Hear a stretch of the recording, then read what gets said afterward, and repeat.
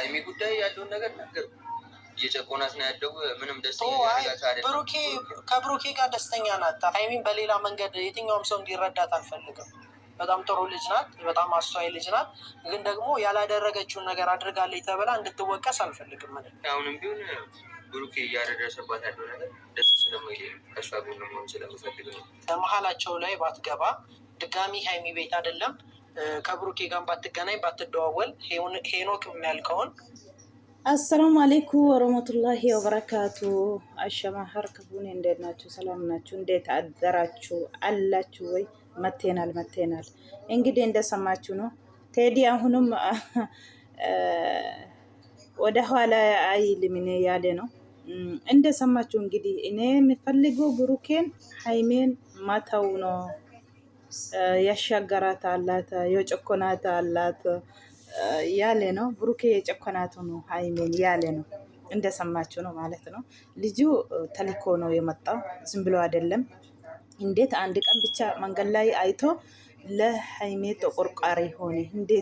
እንዴት ይሆናል? ልጁ ትልኮ ነው። ግን ደግሞ የትናንትና ቪዲዮ አይቶ የባሰ ነው የባሰ። በቃ ልጁ በቃ አሁን ተመችቷል። እንደፈለገ ሄዶ እንደፈለገ ይወጣል፣ እንደፈለገ ይገባል ማለት ነው። ቤቱን ካላቀየረች ሃይሜ ችግር ነው ማለት ነው። አያችሁ፣ ከብሩኬ በላይ ነው ለሃይሜ ተቆርቋሪ የሆነ እሱ። ለብሩኬ በላይ ነው ለሃይሜ የምታስብ። አራ በጣም ያስጠላል ወላሂ። እንግዲህ ከባድ ነው። አልተውም ያለ ነው። አልተውም ዳርቼ በግልጽ ይሄንን ነገር መፍጠር አልፈለኩም። ቤት ውስጥ ቦታ ስትለኝ ቶሎ ነው የተወሰነ አይደለም እኮ። አሁን ምን እንደሆነ ታውቃለህ? ብሩኬ ሜቢ ሌላ ነገር እያሰበ ነው። አሁን እኔ የምፈልገው አንድ ነገር ቢኖር ምንድን ነው አሁን እናንተ ፍላጎት ከሃይሚ ጋር እንዴ? ቤት እኮ የሚያመላልስ ምንም ነገር የለም። እሷ ቤት ድረስ የሚያስመጣ ሌላ ነገር የለም። ብሩኬ እየተናደደ ያለው እንደዚህም እየሆን እንደሰማችሁ ነው። ልጁ ብሩኬ ተናድዶ የሆነ ነገር እያደረግና በኋላ ችግር ውስጥ ብሩኬ ሊገባ ይፈልጋል። ስለዚህ ነው ሁሉ ጊዜ ቤት ሄዶ መመላለስ፣ ወደ ቤት ሄዶ በሪያውን ካካ እንደፈለገ ዘሎ የሚገባ። ብሩኬ የሆነ ነገር እንዳደርግ ነው ፈልጎ ነው። ደግሞ በኋላ የሆነ ነገር ወይ ተመታ ወይ ችግር ላይ ሲሆን በኋላ ችግር ስለሆነ በጣም ከብዳል። እንዳያችሁ ነው ልጁ አይወጣም ላይ ህይወታችሁ ውስጥ ያለ ነው። ብሩኬ ደግሞ ትናንትና በቃኝ ጭቅጭቅም ሰለችቷኛል፣ እስከ መቼ ነው አንቺ ጋር እንደዚህ መጨቅጨቅ ቀጥላለሁ ያለ የመጨረሻችን ነው ብሎ ወጥቷል። እንግዲህ ልጁ አሁን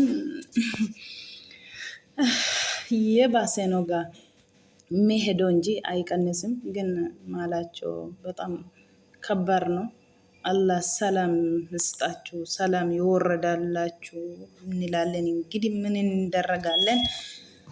አኩማ እርግጠኔ ጋ ቴዲን አማሌ ጅሬኛ ሃይሜ ኬሳ በው እንደንደኘ ጋ መነ ፍጹሜ ዱፌ ጅራ ፍጹሜን ጋፊ ፍጹሜን ጋፈቴ ማል ጀዴ ዴብሴ ከኒን ሀረስ ዋሜ ፊ ማሊ ፊ አቲ እነቲ ሃይሜ ብራቲ አከናማ ዋ ሃይሜ ወሊን ጅሩ ፈኬስቴ አካ በርባዴ ዱፍቴ በሪቲ ቁስቁስቴ ኦልገልቱ ማይኒ ማሊፍ ዴቢታ ገራ ሃይሜቲ የሮ ሁንዳ ወንቲ ሲዴቢሱ ሂንጅሩ ገሩሞ አካ ግልጽ አካ ኢፈተውፉ daawwattoota keenyaa fi kana natti himuu dandeessa. Mikinaanni kee maayinni innati zim jettee yeroo hunda dhuftu yoo wata akkas taatu kana Burukeen immoo akka waan Haymee wajjiniin waa waliin jaalala keessa jirtanii fakkeesse isatti fakkaata. Kanaaf immoo maqaan isheellee akka dhaamu hin barbaadu. Waa tokko siin jidduu hin jiru garuu mikinaanni kee maa jedhee Fitsumeen gaafatee jira. Maal jedhee deebisee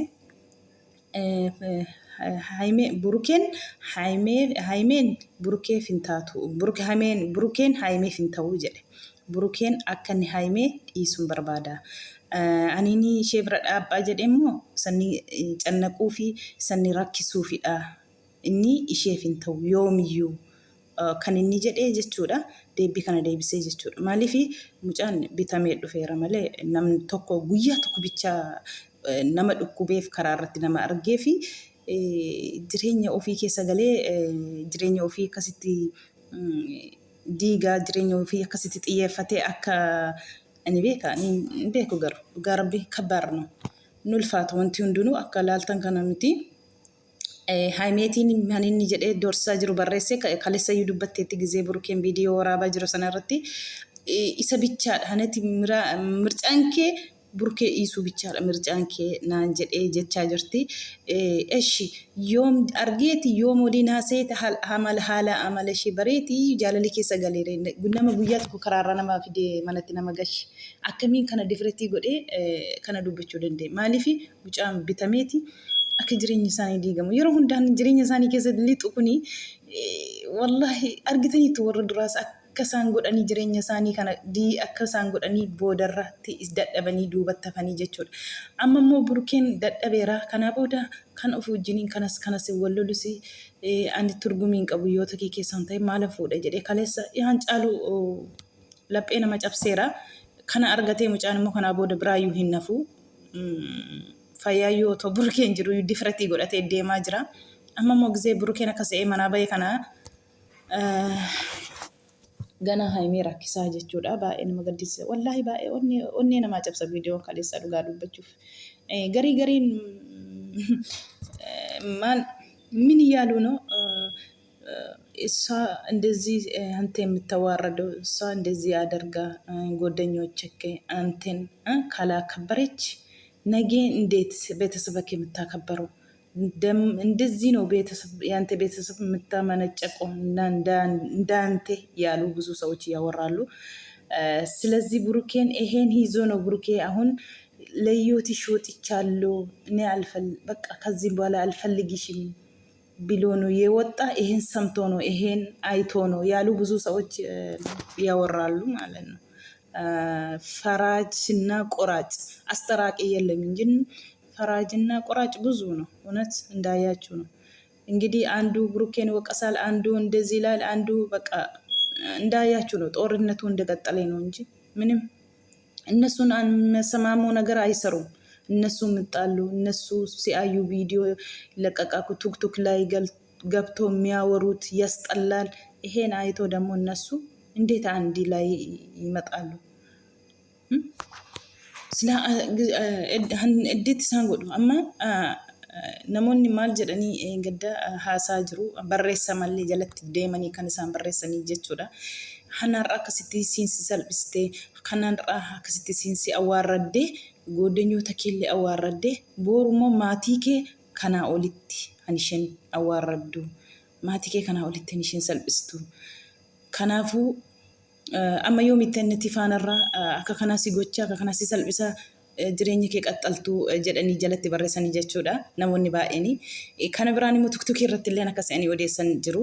Amma burukeen kaleessa baqqaa ani kabajan barbaada. Kanaa booda amma yoomitti ani halma deemu wajjiniin wal lolaa hafaas amma yoomitti ciqiciqeetiin si wajjiniin ciqiciqeeti kanaan qaxxalaa jedhee sanni amma atis jireenya kee jiraadhu anis jireenya kun jiraadha jedhee bahee fi maal jedhanii kana argeetii kana dhageetiyyuu akkamii waan namni jedhee fudhatee akkamiin baqqaan jedha isa kana haasaamu dhagaameetti dhageetii akkas ishee jedhee har'a boquu ishee gadi cabsee boossise kan jedhanii jechaa jiru jechuudha.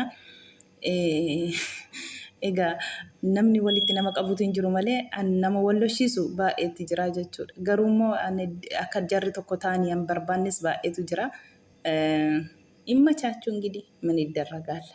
እነሱ አላህ ካልፈቀደ አይሆንም። አላህ ካፈቀደ ደግሞ ምንም ሆን ምንም እነሱ ተመልሰው አንድ ላይ ይሆናሉ ማለት ነው። ስለዚህ አትጃጃሉላችሁ። ኤጋ ሱፊን ኬኝጋ ፈታ ጀቴ ሀራ ሳ ቀጤሰ እንገዳ ከላስ አዱኛ ነጌሰ ጅርት ጀቴ ጋብቴቲ አኮን ርግተነረሙ ኮልፋኒ ጋብ ብሽክሽክ ቀጤ ልፍቴ ጅርቲ